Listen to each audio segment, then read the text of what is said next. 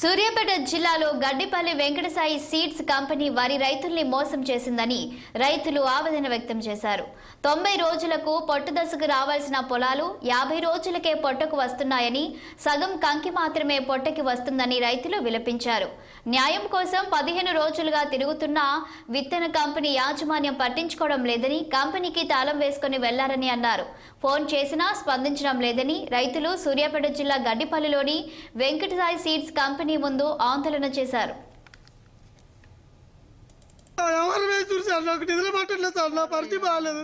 మందు మోసుకొస్తా సార్, ఈ పై ఎట్టలేదు సార్, నేను చెప్తున్నాను. 7 ఎకరాలు ఇది చిన్న విషయం కాదు సార్. ఇది నా పరిస్థితి ఒక్క పలిపోతుంది. మనందరూ కలిసి పొలగాడి పోదా చూడండి. నా తప్పుడు నన్ను అడుగురు సార్, మీరు తెల్లం పెడతా, మీరు ఏం చేస్తారో చేయరు.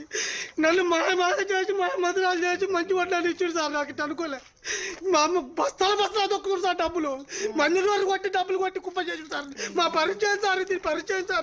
మీరు ఒకటి ఆలోచించుకోండి సార్. నాకు ఒక్క పడిపోతుంది సార్. పొలకాడు తీసుకుపోతాను. 7 ఎకరాలు ఆడిపెట్టాను సార్. నేను ఏం చేయాలి సార్, మీరు ఎప్పుడు సార్ పరిచయం తీసుకుంటారు సార్.